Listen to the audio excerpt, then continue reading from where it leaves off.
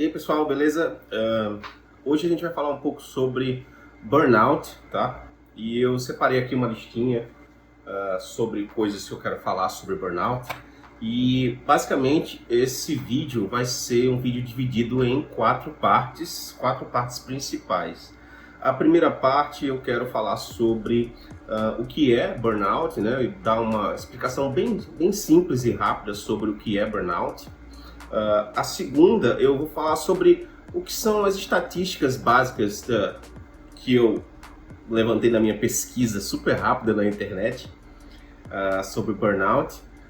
Depois eu vou contar uma história pessoal minha para exemplificar como eu acabei tendo burnout e para ver se você consegue talvez se identificar se você está tendo burnout ou não. E por último, eu vou falar um pouco sobre os fatores estressores e os fatores protetores do burnout. Então, assim, como a gente acaba tendo burnout, né? E como a gente pode tentar evitar o burnout. Bom, então vamos lá, né? O que é burnout? Burnout ele é uma síndrome de esgotamento frente a um estresse crônico. O que significa isso, né? Frente a um estresse crônico? Você está passando por um momento de muita pressão e essa pressão ela já está prolongada, né? Já está durando uma semana, duas, já tem um mês, às vezes meses, né? Nessa pressão.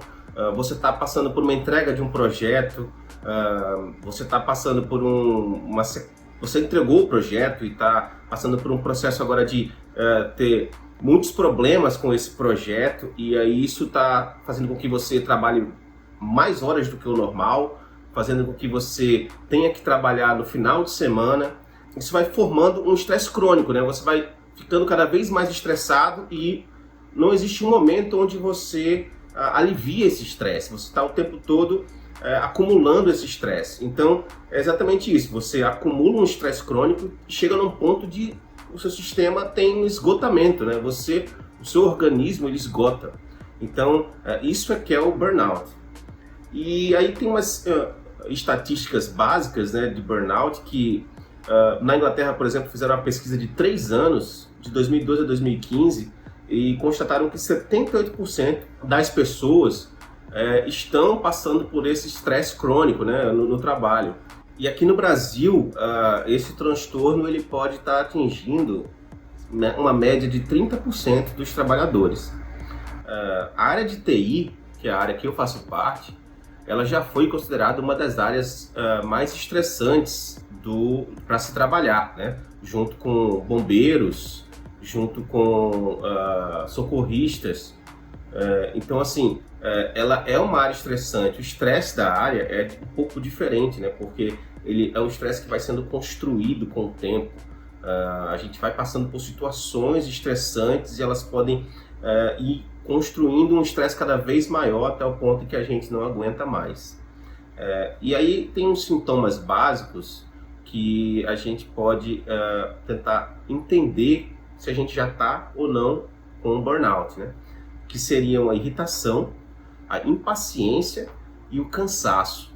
Esse é o princípio do burnout, quando você já está irritadíssimo com qualquer coisa te irrita mais do que o normal.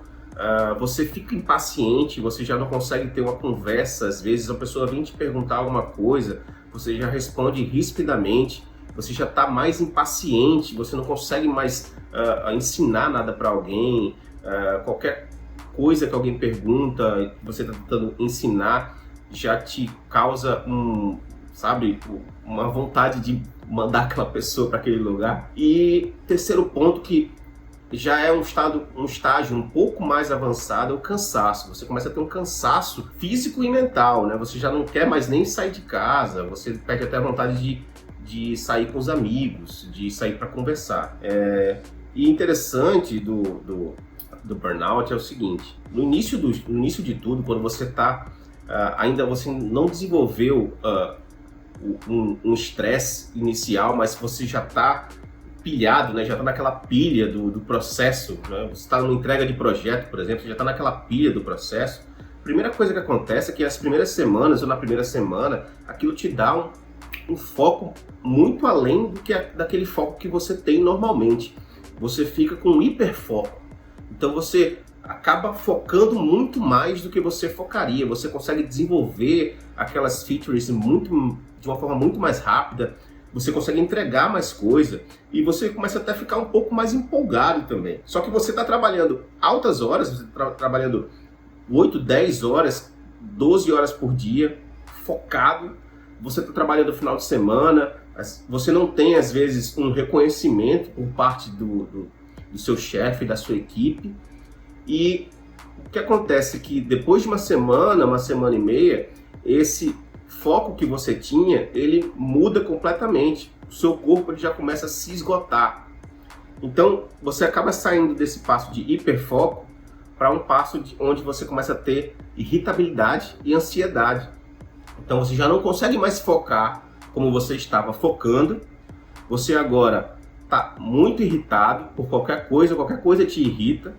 E você começa a ter uma ansiedade maior. Você começa a perceber que o seu trabalho não rende mais, aquilo te deixa ansioso, você começa a pensar o que pode acontecer se eu não entregar o meu trabalho, e essa ansiedade ela só tende a aumentar, até o ponto em que você caminha para a exaustão. Você chega num período de exaustão e apatia, né? Nada mais importa, você não quer mais vir trabalhar, você não se sente mais feliz para ir ao trabalho. Ir ao trabalho se tornou algo que você faz porque é obrigação fazer, você não tem mais vontade de nem sair da cama, às vezes. O seu corpo ele está exausto, e nesse estágio específico, você tem que dar um basta, porque é o primeiro ponto, o primeiro passo para que você comece a ter pensamentos que são ruins, né? Eu não quero nem dizer a palavra aqui, mas são pensamentos que a gente não deve ter, né? E nesse ponto, você começa a ter, eu até escrevi aqui para não esquecer, você começa a ter, além de muito cansaço, você começa a ter problemas de memória, lentidão de pensamento, uma tristeza profunda, você começa a ficar triste. Não tem um motivo para aquela tristeza existir. E você começa, talvez, às vezes, ter necessidade de isolamento. Esses 3 passos que eu falei, de hiperfoco, irritabilidade e ansiedade, esses 3 mini estágios, né? E exaustão e apatia, eles podem vir separados, né? Primeiro você tem hiperfoco, depois irritabilidade e ansiedade, depois exaustão e apatia, mas ele também pode vir junto, tudo ao mesmo tempo, né? Você tem as 3 coisas ao mesmo tempo ali convivendo no seu organismo, né? Esse é um ponto que, como eu falei, você tem que tomar muito cuidado, porque pode ser um ponto sem volta, né? E nesse momento, é o momento onde muitas pessoas começam a ter aqueles questionamentos de vida, né? Será que eu nasci para isso? Eu não tenho dom para fazer isso? Eu vou desistir dessa carreira? Eu vou tentar outra coisa?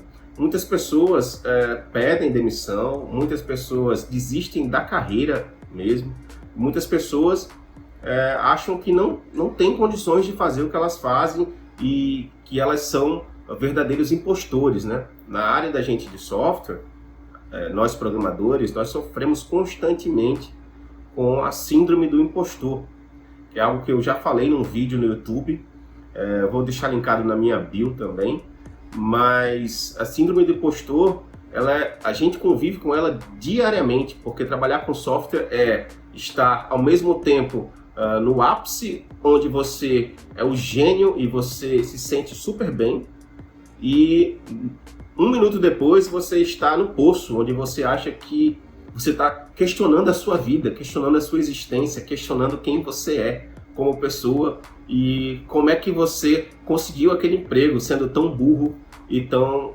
ruim no que você faz. Então viver na área de software é essa montanha-russa. Então eu queria falar um pouco com vocês sobre uma história minha, 2 histórias na verdade. A primeira foi um dos primeiros empregos que eu tive. Eu atingi esse burnout e eu acabei pedindo demissão do emprego.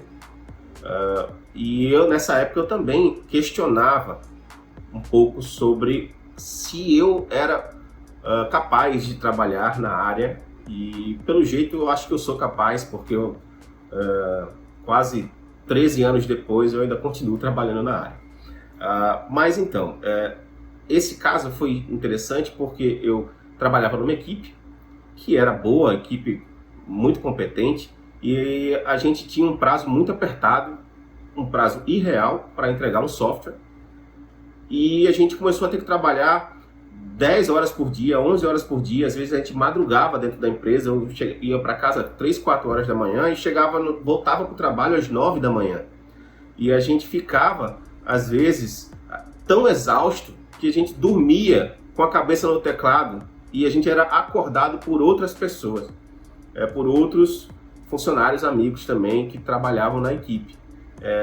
E mesmo com essa exaustão, a gente não queria sair, porque não sei se isso acontece com vocês, mas na área de software existe uma camaradagem de uma equipe de software, uma equipe que está fazendo um produto, e ninguém quer deixar o outro na mão. E isso é uma coisa boa, mas quando a empresa se usa disso para fazer com que você trabalhe 12, 13 horas, 14 horas por dia, isso se torna uma coisa ruim. E o que acontece? A gente, além de trabalhar 13, 14 horas por dia, a gente começou a trabalhar nos finais de semana para tentar cumprir o prazo. A gente tinha que cumprir esse prazo. A gente conseguiu cumprir o prazo. O problema é que, faltando 2 semanas para que a gente cumprisse esse prazo, eu já não tinha mais vontade de ir para o trabalho. Eu não sentia mais...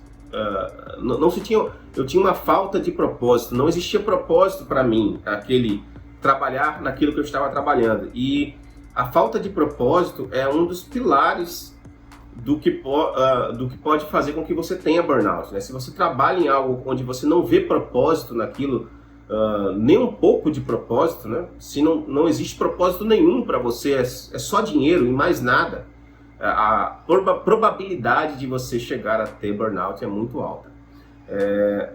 Então a gente trabalhava muito, e eu comecei a ficar com muitas dores aqui na cabeça, e são dores, são sinais de estresse, e minha memória realmente começou a falhar. Eu não conseguia fazer coisas que normalmente eu faria bem, eu não conseguia fazer direito, e eu acabei desenvolvendo uma task 2 vezes, porque eu mandei a task para uma branch, e no outro dia eu comecei a fazer a task de novo, em outra branch separada. Eu não sabia mais o que eu estava fazendo direito. Até o ponto em que a gente entregou esse projeto e eu não me aliviei desse estresse. Eu saí desse projeto direto para outro que também já estava atrasado. Com o tempo, eu ainda consegui ficar nessa empresa uns meses, tá? Então, assim, o burnout não é algo que você tem e aí, uma semana acontece alguma coisa grave com você, de você não querer mais viver, não. Às vezes você consegue ficar muito tempo num estado de burnout, onde já nada funciona mais, mas você está carregando a vida ali. E depois de alguns meses eu consegui sair dessa empresa, e eu já estava querendo sair da empresa porque a minha vida pessoal já não estava mais conseguindo conciliar nada. Eu chegava em casa e simplesmente queria dormir, final de semana eu não queria sair, não queria me divertir, eu só pensava no trabalho, porque eu ficava preocupado com o trabalho o tempo inteiro. Então, quando eu saí dessa empresa, eu fui para uma outra empresa e eu percebi que o local onde eu trabalhava estava, não vou dizer era, porque nada pode ser, você não pode dizer que nada é algo, porque às vezes não é permanente, né? Mas o local onde eu estava trabalhando antes estava totalmente tóxico. E eu só fui descobrir isso quando eu fui trabalhar nessa outra empresa, onde eu trabalhava as horas normais, as pessoas cumpriam prazos reais e ninguém se estressava além do nível normal de estresse que você tem no trabalho. A segunda história que eu tenho para contar é relacionada a quando eu montei minha própria empresa. Eu entrei de sócio numa empresa e, veja bem, a gente acabou assumindo prazos irreais também, na verdade, e por muito da culpa foi minha também, né? E eu era um dos principais desenvolvedores da empresa, era eu mais 2 pessoas, e nós 3 fazíamos o produto. E o que acontece é que eu tinha um propósito, mas trabalhar muitas horas extras, vários finais de semana seguidos, e tendo a sensação de que alguns dos meus colegas não estavam trabalhando tanto quanto eu, isso me fez com que eu acabasse me estressando muito. Eu não atingi um nível de burnout como da primeira vez, porque sabiamente eu já tinha conhecimento de mim mesmo, do que poderia acontecer. E quando a gente entregou esse projeto, eu me neguei a pegar um outro projeto com um prazo desse tipo. Eu ainda continuei nessa empresa, trabalhando na empresa um tempo, mas não estou lá hoje. Mas veja bem, né? Sempre é aquela mesma receita, né? Você trabalha várias horas a mais do que você deveria. Você não tem um descanso, e eu vou falar sobre descanso, o tipo de descanso bom para você tentar evitar o burnout. Eu não tinha descanso, eu trabalhava nos finais de semana, eu sentia algumas vezes que nem todo mundo da equipe estava dando tudo de si, enquanto eu estava dando tudo de si. Meus chefes, no primeiro emprego, principalmente nesse primeiro emprego anterior a esse da minha empresa, eles não reconheciam o meu trabalho. Aliás, eles achavam que ir no final de semana era o certo, o correto e o comum, e era o que todo funcionário deveria fazer.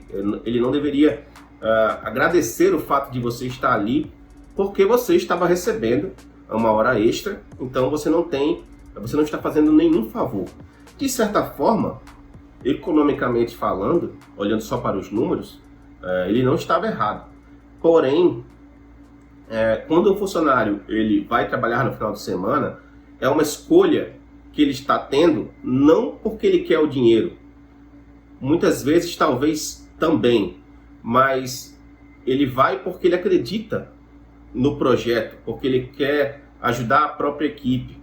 Ele poderia muito bem negar esse dinheiro e dizer não trabalhe nos finais de semana.